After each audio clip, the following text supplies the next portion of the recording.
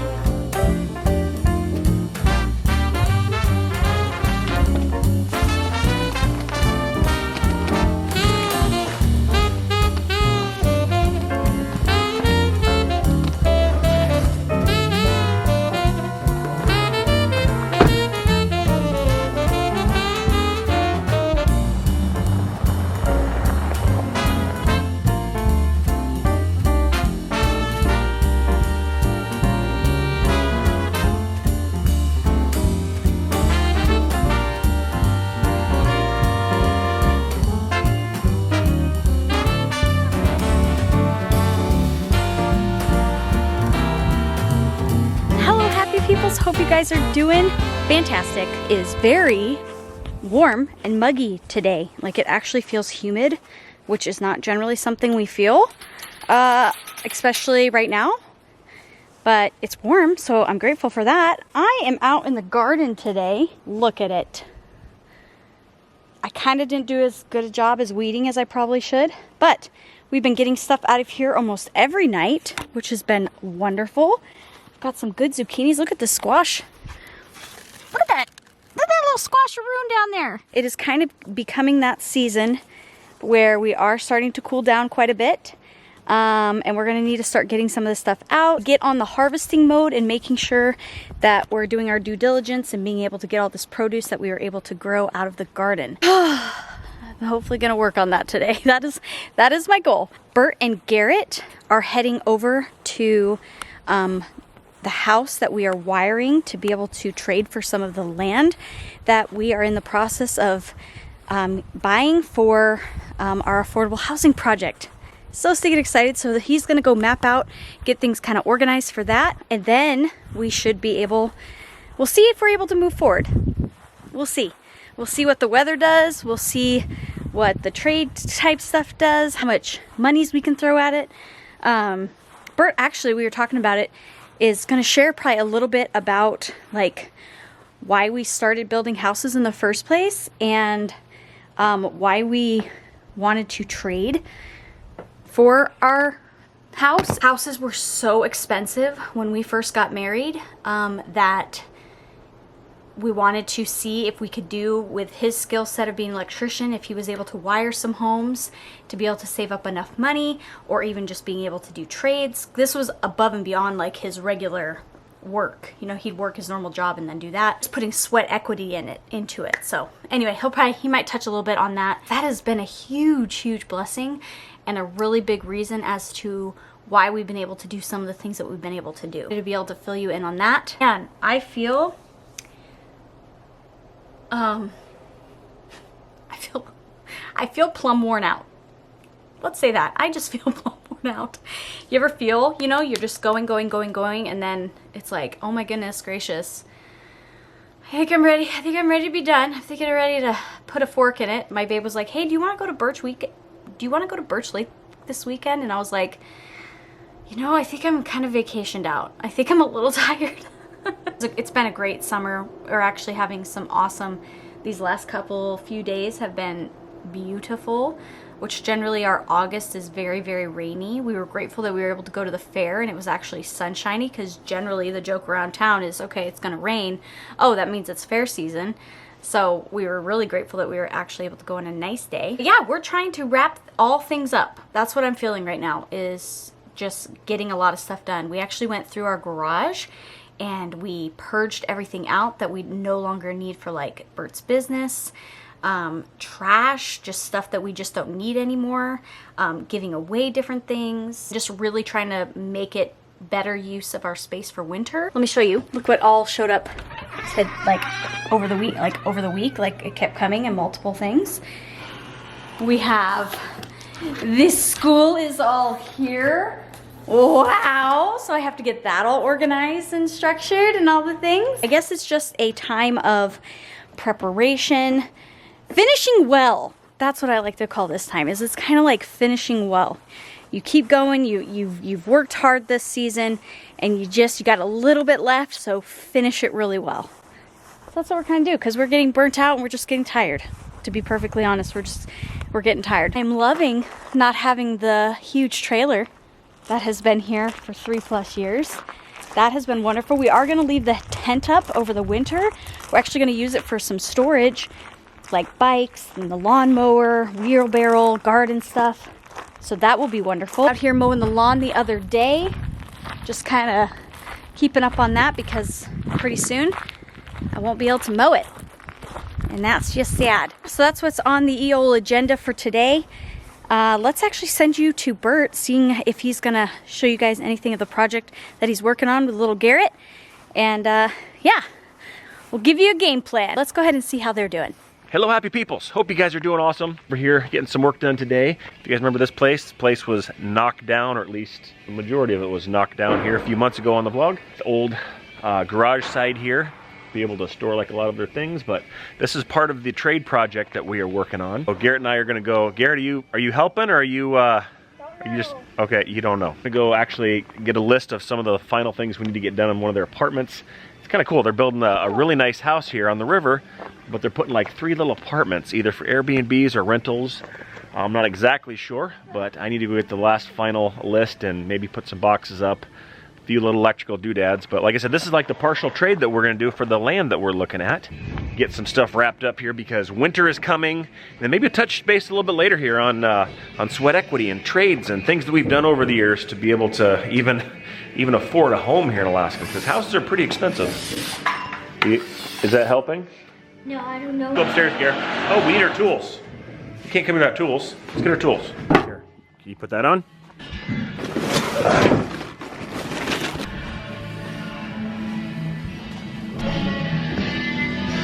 Is it weird that I feel more comfortable around a construction site than like going to Fred Meyer's? But I totally do. Been doing this for so long. Look at all the heating tubes, guys. Pretty cool, huh? So, if you're in the lower 48 where they maybe don't do radiant floor heat, this is what it looks like. Framing here, you run an extra bottom plate here. See how there's 2? And this 1.5 inch here, all these heating tubes, and then you pour gypcrete. It's like 1.5 inch of lightweight concrete around. And when your heating comes on, this is nice hot water or glycol that's pushed through all of this, and it heats up that gypcrete or that lightweight concrete. So nice warm floor. It's a struggle for today, trying to figure out lighting layouts. Lighting layouts are one of those things where I get real picky. If your electrician did a good job in your home, there's pretty much nothing that irritates you. But if they messed up on one little thing, like having the switch behind the door, not enough light in your room, or things that aren't centered right, you know, centered above doorways. I mean, all these things add to irritation over time.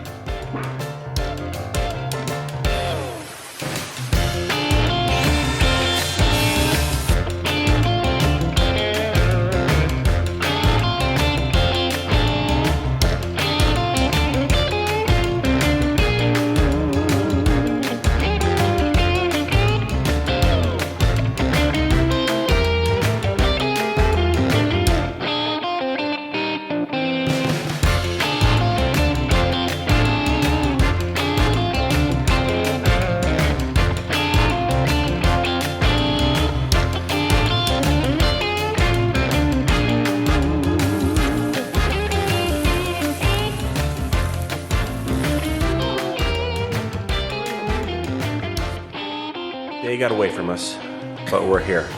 We're all here. I haven't been on hardly, like hi. I said hi this morning. It's okay. We were working hard, getting stuff done. Hard. Evelyn made homemade cinnamon rolls, right? Bomb. Super good. Better than Cinnabon. I mean, I might be biased. She's my kid, but they were so good. Yeah. Actually, I had a bite. I'm not a big cinnamon roll fan. It was really good. I was doing trade work today, though. When's the last time I've done trade work? Has it been a while? I would say this house. This house? Because I don't think we traded anything for the shop. Oh, yeah, in your shop. No.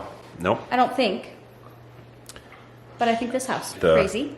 The framing and foundation work we did some trading on, which is crazy. So Yep. trading, doing trade work is interesting because every time I think of trade work, I think of the first time that we did trade work. Why did we do trade work for the first time? What was the root cause for that? The driving motivation? Could we be poor? For you, I think you were just like, this is awesome. This is awesome. This is great. But for me, I guess, rewind here, I was 22 when I met her. Married, I was 24, 19. But about a year before we got married, things were starting to look serious. I looked at my bank account and I was looking at my paychecks thinking, we have a math problem here. All of a sudden, you go find the love of your life, and I don't know if I've ever told you this, but it's a little bit embarrassing because I felt like I should be able to provide a home for her right away. Oh, like a home right Like away. an actual house. Oh, I don't think you have ever told me that. Yeah. I never thought that. That wasn't an expectation. No, and you were pretty chill and cool about it. But for me, and maybe it's just me, or maybe it's a man thing, that you kind of have this whole, like, at least I've always had this, I need to provide, I need to be able to try to be this good provider. And I worked the numbers. I could afford about $100,000 on a mortgage, which buys about an outhouse here at the time. Not much. The market was a bit high And to actually go buy. I figured we could afford about a $1,200 a month payment, which is... He's peeking. Oh. He's peeking. afford like a $1,200 a month payment, which is pretty much an apartment here at the time. And we were in an apartment. Yes, when we first got and we married. did that. We did that. Mm-hmm. But I'm like, man, how do I get her a house? I can afford maybe about $100,000 mortgage and 1,500 square foot, 3-bedroom, 2-bath, 2-car garage houses at the time. We're running about $200,000. Talking to people at church, talking to my friends. I'm like, guys, what do I do? And it was ironic because like a ton of people at church were into construction. So like there was a concrete guy at our church. Yeah. There was a specialized in concrete. There was a guy that made custom cabinets that went to our church. Yep. There was a framer. There was someone from my work who was a plumber. These are all people that needed house wiring. That was the one thing I was trained on. Yep. So I'm like, okay, well, I don't know how to do all this, but I figured the house was probably roughly about 50% labor and about 50% material. Yep. A lot of hours. Oh my gosh. It was a lot of hours. He worked a lot. And I was working at a printing company, so my skill set, I didn't really bring much to the table. You were starting to make decent money. I was making decent money. But that was, is this, I don't know if this is like wrong or like considered today, but I always put this pressure on me where like I didn't have a problem with her working outside the home, but I wanted to put on me where I wanted to provide enough that she didn't have to make ends meet. So that was just something I put on myself, which meant I had to work a lot of hours to make that work. You did it. We did it. Yeah. 100%. Yeah, I actually worked kind of on and off, depending, with Mm-hmm. the kids. When I had Audrey, I kind of went back to That was work a little different, bit, too. and Yeah. she came with me. And then I was like, And then when I got pregnant with Evelyn, it was pretty much a no-go after that. Right. And then I just started focusing on doing stuff out of my home, things I could contribute. Yeah, that way. it's not like you don't work. I mean, you Yeah. always worked. It's just whether you work for someone else or for yourself or Right. for the church or what you did. Well, and then we started GRS when Evelyn Oh, yeah. was born. So I know that too. Long story short, I just lost track of all the homes. Now, this is after my normal day job. So I was working 60 to 80 hours a week, full-time job plus, working all the side work. And we were able to get our home a year or so after we were married. Yep. Roughly about a year, right? about a year. Yeah, which is awesome. It was a was great awesome. house. Mm-hmm. Great house. We've taken you guys to that house. Oh, yeah, the yellow one, right? Yep. Yep. We've We taken did you take there. That was guys the very there. first one. And I was able to help a lot. My family was here, and they were able to help. There's no way I could afford to do that if I hadn't had trades with other craftsmen. Skilled people. And Yep. trustworthy people. You got to be careful. Younger person, you're interested in doing this, at least as of the current tax codes, and of course they may have changed, but once you've lived in a home for 2 years, whenever you sell it, you don't pay capital gains taxes on it. So any monies that you make off of it, you can roll into your next build. Yep. So the theory is you can, if you did it in 3, it might be 4. It's still a lot of work though, right? You could technically own your home after about 3, possibly 4 of those. Yep. Another way of kind of trying to find a way to afford things. Everything's expensive. Life is just Expensive. and it's funny thinking about it now. Like I'm looking like a $200,000 house. Who could afford the payment on that? And now, I mean, $200,000 houses, at least in a lot of the U.S., is considered Nothing. small. Yeah. Yeah, you look at like houses in Arizona. It's like 3-bedroom, 2-bath, 325, 350, easily. And they're not even like new builds. No, these are houses that have been around for years. And that $200,000 1,500 square foot house back then is about $300 now. Yep. Here. Yeah. So That's crazy. it made me think about that when I was out doing some trade work. Bringing back the old memories. It's kind of neat though. It's I don't know. It's almost like you return to what you know when you're younger, when you're older, because Well, it's and a comforting thing. Yeah, and it's a blessing to be able to do that. Yeah. And that we still have people in our lives that are willing to do that. Right. It kind of is a win-win on both sides of the spectrum here. So. Always trying to find the deals where everyone wins. Yep. Hey. All right. Well, appreciate you guys coming along with whatever today was, and you're awesome. You're amazing. With that, I think we'll wrap it up. See you in the next video.